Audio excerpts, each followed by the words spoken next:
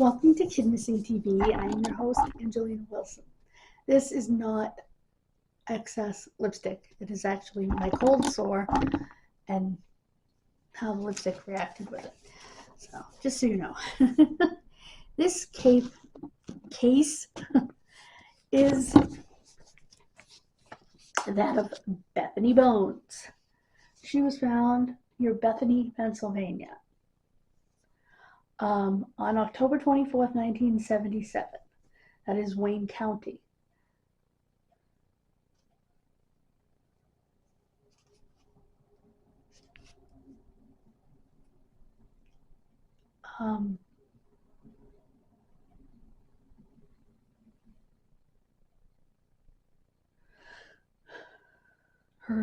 Her stone says Jane Doe, 1977.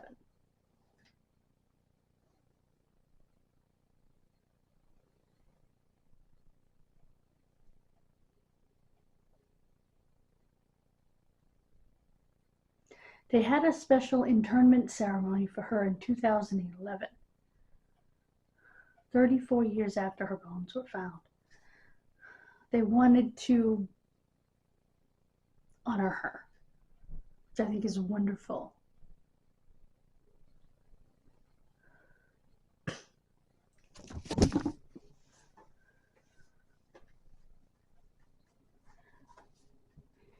It is an incomplete puzzle that has confounded scores of investigators, quote unquote, from an article.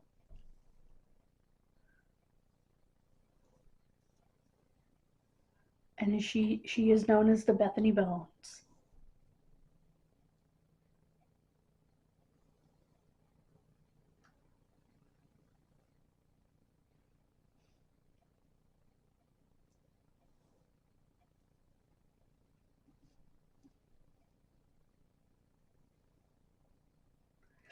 And her teeth had many gold fillings, and they thought that this could be Jimmy Hoffa. But it turned out to be a female. Hunters actually found her, which is not uncommon.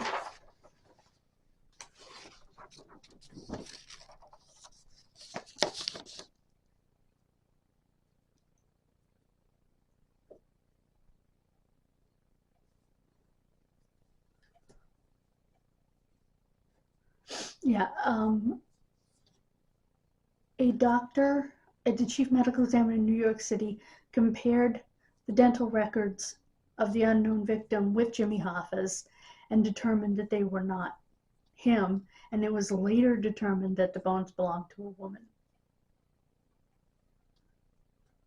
Clyde Snow, who is incredible with this kind of stuff, examined the bones in 1980. He is a forensic anthropologist of much renown in this country.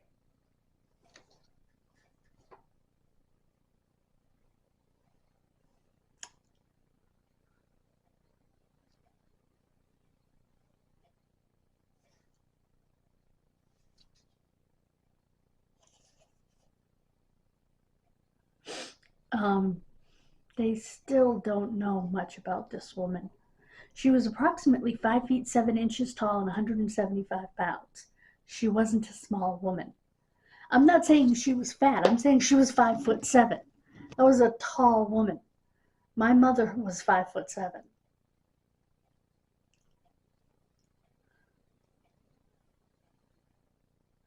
White and about 65 years of age. Markings on her bones suggest she may have been bedridden, according to Dr. Snow and Dr. DeMeo.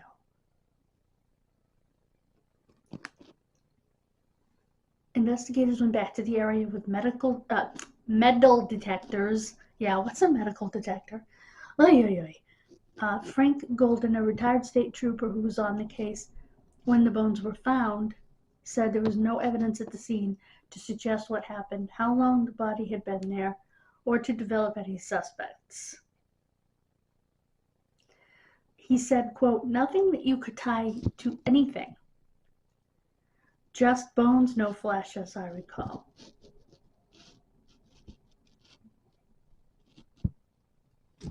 2 bags, plastic bags that were found near the body were torn from the body by animals.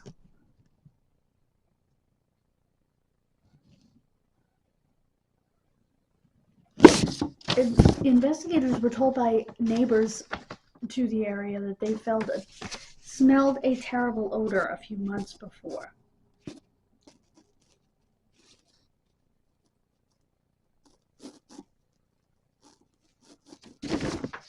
Sounds like she probably, well, I'll get to my opinions at the end. The prosecutor, he is, come on.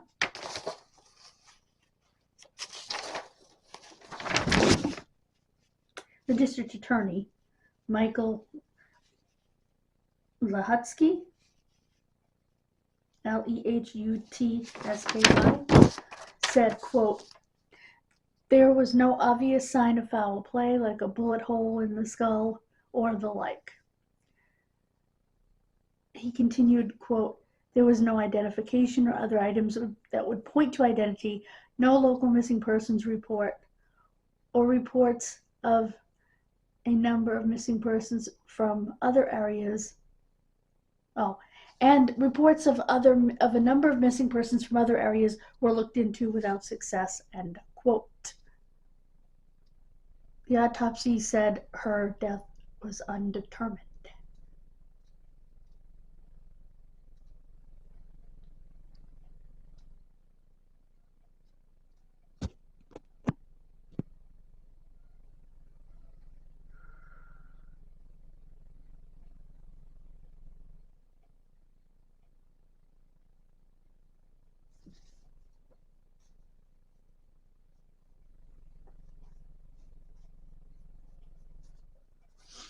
The coroner stowed the skeleton away in a secret place because of all the gold.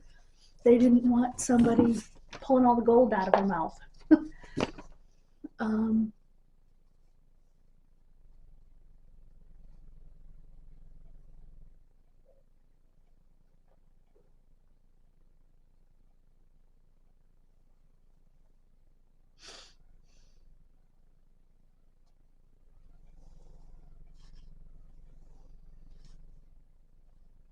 The case still remains open, even though they've had a beautiful burial for her. And D.A. Lehutsky said, quote, "Without a lead as to the possible identity of the remains, there is not much we can do at present. Despite our renewed efforts, we are once again at a standstill." He continued, "Anyone who has any info that might help us identify this woman should contact us," end quote. And if you have information, the Wayne County District Attorney's Office asks you to call them 570-253-4912, 570-253-4912, or the Pennsylvania State Police, Honesdale, at 570-253-7126, 570-253-7126.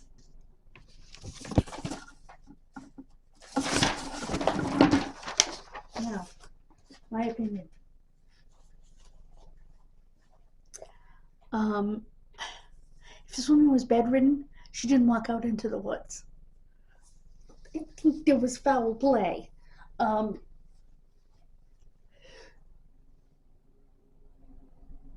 Excuse me. I think Dr. Snow is amazing, and I think he's one of the best anthropologists in the country. One of the greatest of all time. I think he passed away. He was like the father of modern forensic anthropology.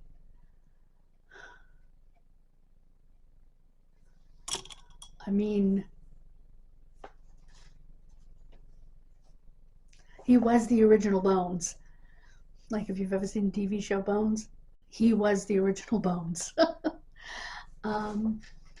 The real life.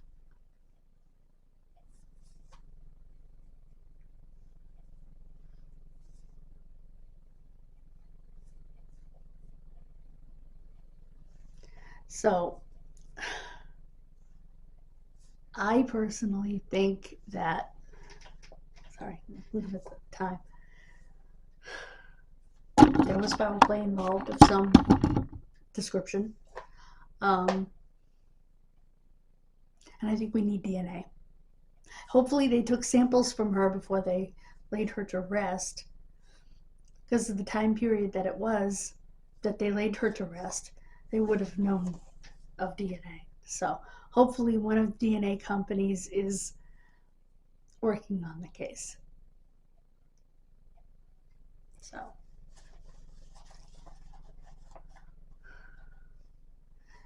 she was a wealthy woman to have all those gold fillings, and it makes you wonder,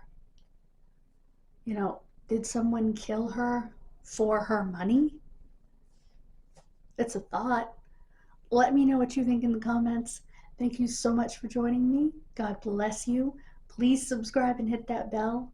And please share my videos with your friends that love true crime. Thank you so much. Bye.